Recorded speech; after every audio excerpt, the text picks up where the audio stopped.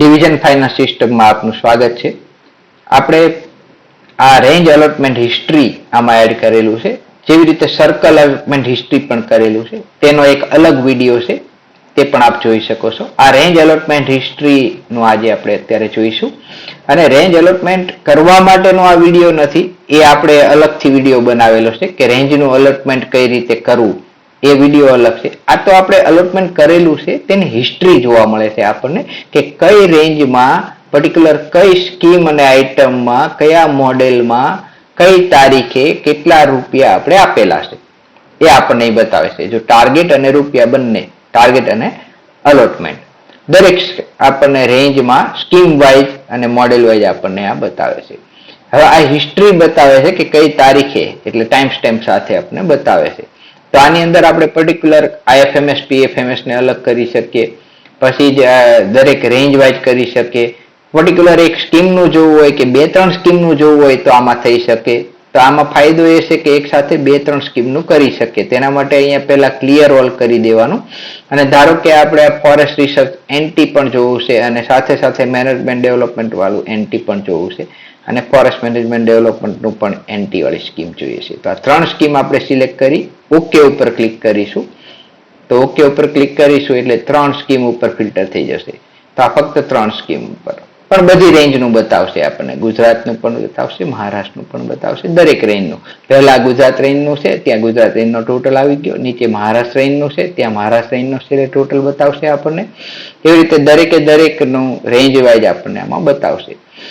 હવે આપણે આ જે છે એમાં સ્કીમ ઉપર તો ફિલ્ટર કર્યું જ, સાથે સાથે તમે કઈ તારીખ, આ તો આમાં તો બધું અલોટમેન્ટ એક જ સાથે કરેલું છે, પણ પર્ટિક્યુલર કઈ તારીખે તમે અલોટમેન્ટ કરેલું છે ને એના ઉપર ફિલ્ટર કરવા હોય તો એ પણ આની અંદર થઈ શકે છે. તો આપણે અહીંયા પર્ટિક્યુલર ટાઈમ સ્ટેમ્પ ઉપર તો રાખીએ જ છીએ, પણ ટાઈમ સ્ટેમ્પ તો ઘણા બધા હોય, તો આટલા બધા ટાઈમ સ્ટેમ્પ ઉપર ફિલ્ટર કરવાનો ખાસ મિનિંગ નથી રહેતો. પણ છતાં એકવાર હું તમને બતાવી દઉં છું. આમાં નીચે જવા માટે આપણે ફરીથી અહીંથી આ કર્સરને નીચે લઈ જઈશું, ઓકે ઉપર ક્લિક કરીશું. તો હવે ફક્ત આ 2 ટાઈમ સ્ટેમ્પ રાખ્યા, તો એ 2 ટાઈમ સ્ટેમ્પ ઉપરનું જ આમાં બતાવે છે. હાલાકી એનો ખાસ ઉપયોગ નથી હોતો, ટાઈમ સ્ટેમ્પ 2 જ રાખીએ એનો.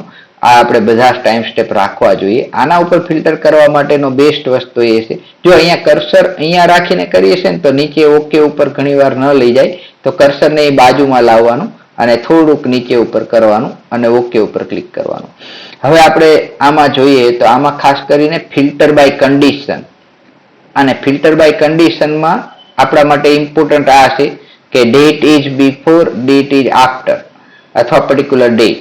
તો જનરલી ડેટ ઇઝ બિફોર અથવા આફ્ટર એ આપણા માટે ઇમ્પોર્ટન્ટ હોય છે. તો date is before some date, તો એ ડેટની અંદર આપણે પર્ટિક્યુલર ડેટ નાખી શકીએ. લાસ્ટ મંથ, પર્ટિક્યુલર લાસ્ટ મંથમાં કરેલા જોવા હોય ફક્ત તો એ પણ કરી શકીએ. પણ જનરલી એક તારીખની પહેલા એક્ઝેક્ટ ડેટ કોઈ નાખવી છે ને એની પહેલાનું આપણે જોઈએ છીએ. ધારો કે આપણે આમાં નાખીએ છીએ 15/5/2024. જોકે આમાં બધી 15/5 તારીખ જ દેખાવે છે, 23/5 છે, એટલે કે 15/5 પહેલાનું કોઈ આમાં એન્ટ્રી અત્યારે લાગતી નથી. આપણે જોઈએ, ઓકે ઉપર ક્લિક કરીએ તો આની અંદર ફિલ્ટર બાય કન્ડિશનમાં 15/5 તારીખ પહેલાનો જે ડેટા હોય એ જ બતાવવો જોઈએ. જોકે આમાં કઈ ડેટ નાખી છે, ઓકે 15/5/2024 વ્યવસ્થિત ડેટ નથી નખાણી, ડેશ અહીંયા ક્લિક કરવાનું રહી ગયું છે. ઓકે, તો હવે 15/5/24 પહેલાની ઓકે એક પણ એન્ટ્રી નથી, મેં તમને હમણાં જ કહ્યું હતું. પણ હવે આપણે ડેટ બદલીને 16 તારીખ કરીએ છીએ, તો 16 તારીખ પહેલાની બધી એન્ટ્રીઓ છે 15 તારીખ વાળી, તો એ બધી બતાવે છે.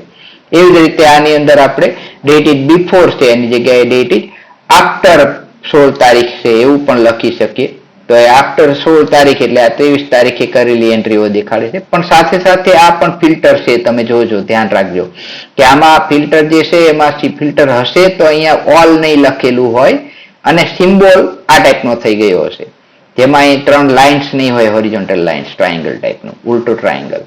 તો આ ઉલટું ટ્રાયેંગલ હોય અને અહીં ઓલ હોય એનો મતલબ એવો થાય કે આમાં ફિલ્ટર નથી. પણ આ બંનેમાં ફિલ્ટર છે એ આપણે જોઈ શકીએ છીએ.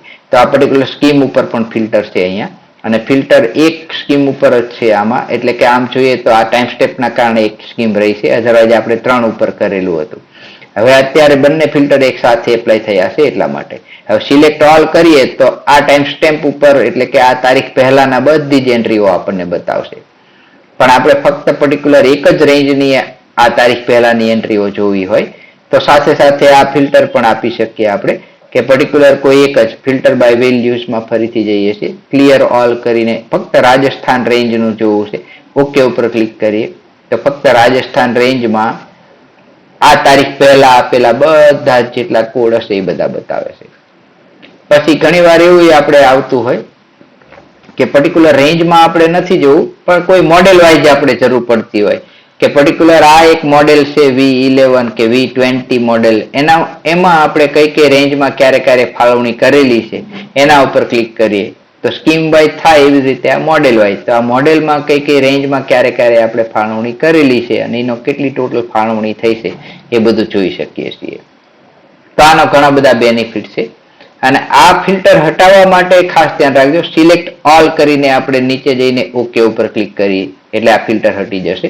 ઘણી વાર એવું બનશે તમારે કે અહીંયા ક્લિક કરતી વખતે જો અહીંથી આમ જશો તો એ ફિલ્ટર નીકળી જશે. ધારો કે મેં શું કર્યું છે કે અહીંથી નીચે ઓકે ઉપર જવું છે મારે પણ હું ભૂલમાં કર્સર અહીંયા રાખું છું ચેકા રાઈટ લાઈન ઉપર અને નીચે જવાની કોશિશ કરું છું તો ફિલ્ટરમાંથી બહાર નીકળી જઈશ. તો એ એક થોડુંક ધ્યાન રાખજો. બીજું અહીંયા આપણે આ જે ફિલ્ટર આપ્યું હોય ફિલ્ટર બાય કન્ડિશન એ હટાવવા માટે અહીંયા ઉપર જ ક્લિક કરીને સૌથી ઉપર જવાનું અને એની નન ઉપર ક્લિક કરવાનું એક પણ નહીં નન અને ઓકે આપવાનું તો એ ફિલ્ટર હટશે. તો હવે અત્યારે જુઓ તો બધા જ ફિલ્ટરમાં ઓલ દેખાય છે મીન્સ બધા જ ફિલ્ટર હટી ગયા છે અને જે આ આખો ડેટા હતો એ આખો દેખાય કંટ્રોલ ડાઉન એરો તો આ સૌથી નીચે પૂરેપૂરો ટોટલ બતાવે છે.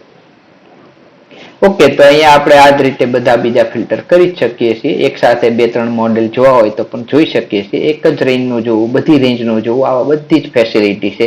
PFMS-ના IFMS-ના બધા જ જોઈ શકીશું અને નોન ડિપાર્ટમેન્ટલ હશે કોઈ કોડ તો એનું પણ જોઈ શકીશું.